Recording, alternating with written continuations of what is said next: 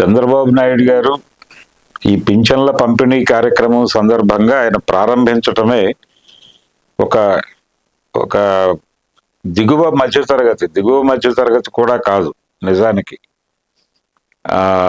అట్టడుగు వర్గం సెలెక్ట్ చేసుకుని అక్కడ ఒక కుటుంబం దగ్గరికి తనే వెళ్ళి వాళ్ళ ఇంటికి వెళ్ళి అందరినీ పేరు పేరున పలకరించి, ఆ ఇంట్లో ఉన్న వాళ్ళందరినీ పేరు పేరున పలకరించి మీరేం చేస్తున్నారు అని మాట్లాడుతూ వాళ్ళ మంచం మీదే కూర్చుని వాళ్ళతో మాట్లాడి ఆ డబ్బులు చేతికి ఇచ్చి, ఇదేదో మేము డబ్బులు ఇస్తున్నామని అనుకోకండి, మీరు కూడా సంపద సృష్టించటంలో భాగస్వాములు కావాల్సి ఉంటుంది అని వాళ్ళకి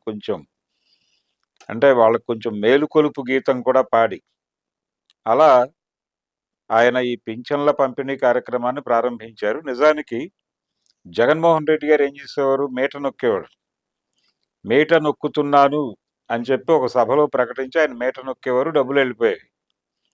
కానీ చంద్రబాబు నాయుడు గారు పర్సనల్గా అంటే వాలంటీర్ చేయవలసిన పని సీఎం ఎందుకు చేశాడు, అక్కడ వాలంటీర్లు తీసుకెళ్లి పింఛన్లు ఇచ్చిన సందర్భాలు ఉన్నాయి.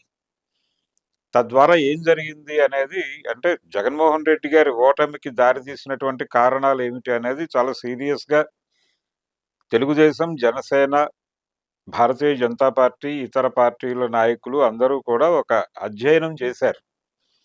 ఆ అధ్యయనం చేయటం వలనే పింఛన్ల పంపిణీకి సాక్షాత్తు ముఖ్యమంత్రే ఓటర్ల ఇళ్లకు వెళ్ళి గౌరవప్రదంగా వారి చేతిలో పింఛను ఉంచి వస్తున్నారు. అలాగే పవన్ కళ్యాణ్ గారు ప్రజావాణి అనేటువంటి ఒక కార్యక్రమం చేపట్టి తన పార్టీ కార్యాలయం దగ్గర ప్రజల్ని కలుస్తున్నాడు. ఆయన కలవటం మాత్రమే కాదు, వాళ్ళ దగ్గర నుంచి విజ్ఞప్తులు తీసుకుంటున్నాడు. తీసుకోవడంతో పాటు వాటి పరిష్కారానికి వాళ్ళ సమక్షంలోనే సంబంధిత అధికారులతో మాట్లాడే ప్రయత్నం కూడా చేస్తున్నాడు ఆయన. ఈ చేసే క్రమంలో శాఖాపరమైనటువంటి ఇబ్బందులు తలెత్తుతున్నాయి అని కొంతమంది మంత్రులు కొంచెం చిరాకు పడినప్పటికీ సర్దుకుపోతున్నారు. కారణం ఏంటంటే జగన్మోహన్ రెడ్డి గారు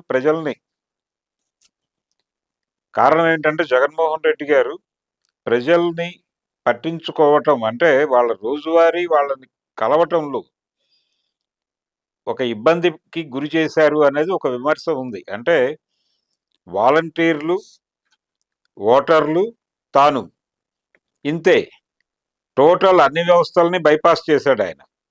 సర్పంచ్ స్థాయి నుంచి, వార్డు మెంబర్ స్థాయి నుంచి మొదలు పెడితే గ్రామ సచివాలయాలు, ఎమ్మెల్యేలు, ఎంపీలు, మంత్రులు అందరూ బైపాస్ అయిపోయారు. రాజకీయాల్లోకి వచ్చినటువంటి ప్రతి నాయకుడికి వార్డు మెంబర్తో సహా రాజకీయాల్లోకి వచ్చిన తర్వాత తన పర్సనల్ ఇమేజ్ తన ఏరియాలో పెంచుకోవాలి అనుకుంటాడు. ఆ ఆశల్ని చంపేశాడు జగన్మోహన్ రెడ్డి. దాంతో టోటల్గా ఆయన కార్యకర్తలందరూ కూడా ఒక నిస్తేజానికి గురైనటువంటి సందర్భాన్ని మనం చూసాం మొన్న ఎన్నికల్లో. అలాగే ఆయన మీట నొక్కేశాను, డబ్బులు వెళ్ళిపోతున్నాయి అనుకుని ఎవరిని కలవటం మానేశాడు, ప్రజల్ని కూడా కలవటం మానేశాడు ఆయన. డబ్బులు వెళ్ళిపోతున్నాయి కదా ఇంకేమిటి అనుకున్నాడు ఆయన. కానీ వాళ్ళ రోజువారీ సమస్యల్ని వినటానికి ఒక తోడు కావాలి అనుకుంటారు. అది కల్పించడంలో ఆయన దారుణంగా ఫెయిల్ అయ్యాడు.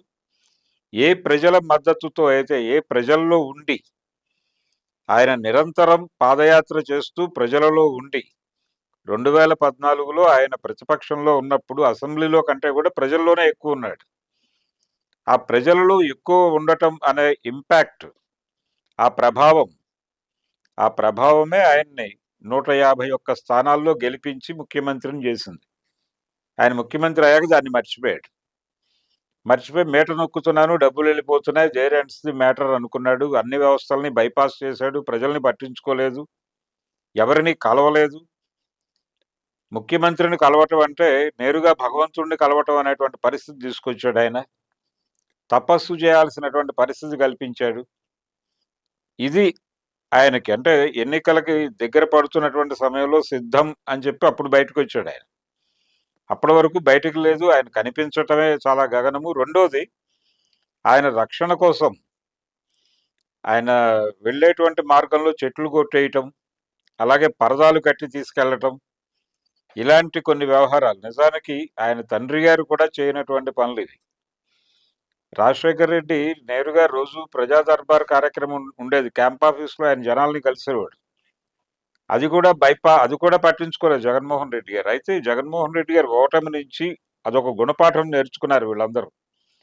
నేర్చుకుని చాలా జాగ్రత్తగా మనం ఏం చేసినా చేయకపోయినా ప్రజలతో రెగ్యులర్‌గా టచ్‌లో ఉండాలి అనేది ఒక ఎరుక అందరు రాజకీయ నాయకుల్లోనూ కలిగింది. కలగటం వలనే ఆయన ప్రజావాణి కార్యక్రమం నిర్వహించిన, ఈయన పింఛన్లు డోర్‌కి తీసుకెళ్ళి డోర్ టు డోర్ పంపిణీ చేసినా, వాలంటీర్ చేయాల్సిన పని సీఎం చేసినా, వీటన్నిటి వెనకాల జగన్మోహన్ రెడ్డి గారి ప్రభుత్వము, జగన్మోహన్ రెడ్డి గారి ఓటమి నేర్పించినటువంటి గుణపాఠం ఉంది. ఈ గుణపాఠం ఎలాగైతే వీళ్ళు స్వీకరించారో, అలాగే జగన్మోహన్ రెడ్డి గారు కూడా స్వీకరించాల్సి ఉంది. ఇప్పటికీ ఆయన నేను మీట నొక్కేవాడిని, ఈ ప్రభుత్వం మీట నొక్కట్లేదు అనే గొడవ చేస్తున్నాడు తప్ప, ప్రజలకి సబ్మిసివ్‌గా ఉండి, అణకువగా మీరు మీ బిడ్డకి గుణపాఠం నేర్పారు, మీ బిడ్డ ఆ గుణపాఠాన్ని స్వీకరించాడు అని చెప్పడంలో ఆయన ఎందుకనో మొహమాట పడుతున్నాడు ఇంకా. ఇంకా మొహమాట పడాల్సిన అవసరం లేదు. ఆయన ఓపెన్‌గా తన వైపు నుంచి జరిగినటువంటి తప్పులు ఏవైతే ఉన్నాయో వాటిని ప్రజల సమక్షంలో అంగీకరిస్తే ఒక ఆల్టర్‌నేటివ్‌గా ఇప్పటికీ ఆయనకు అవకాశం ఉంది. 40% ఓటు బ్యాంక్ ఉంది ఆయన వెనకాల. దీన్ని గుర్తించాలి. రెండోది ఆయన మాస్టర్ క్లాస్‌ని నిర్లక్ష్యం చేశాడు. ఆ మాస్టర్ క్లాస్‌ని నిర్లక్ష్యం చేయటం వల్లనే ఆయన ఓటమి స్పష్టంగా కనిపించింది. విజిబుల్‌గా చాలామంది స్పష్టంగా చూడగలిగారు ఆయన ఓటమిని ఎన్నికల కంటే ముందే. కారణం మాస్టర్ క్లాస్‌ని ఆయన టోటల్‌గా అన్ని కులాలు అంటే అగ్ర కులాలకు సంబంధించినటువంటి మాస్టర్ క్లాస్ ఇన్ టోటల్ వైసీపీకి వ్యతిరేకంగా వెళ్ళింది. కారణం ఈయన తన ఓట్ బ్యాంక్‌ని ఎక్స్‌పోజ్ చేసుకోవటమే. అందుచేత ఈ లోపాలన్నిటిని ఆయన గుర్తించి ఒకసారి సబ్మిసివ్‌గా ప్రజల ముందుకెళ్ళి కన్ఫెసివ్ టోన్‌లో మాట్లాడగలిగితే పనవుతుంది. ఈ పని తెలుగుదేశం పార్టీ చాలా సీరియస్‌గా పట్టించుకుని చేస్తోంది. జనసేన పట్టించుకుని చేస్తోంది. భారతీయ జనతా పార్టీ తన ఉనికి కోసం అది వేరే ప్రయత్నాలు చేసుకుంటోంది. కాబట్టి చంద్రబాబు నాయుడు గారు డోర్ టు డోర్ వెళ్లి క్యాంపెయిన్ చేసినట్టుగా ఆయన ఈ పింఛన్ పంపిణీ చేయటం వెనకాల ఇంత కథ ఉంది అనే విషయాన్ని గుర్తుంచుకోవాలి.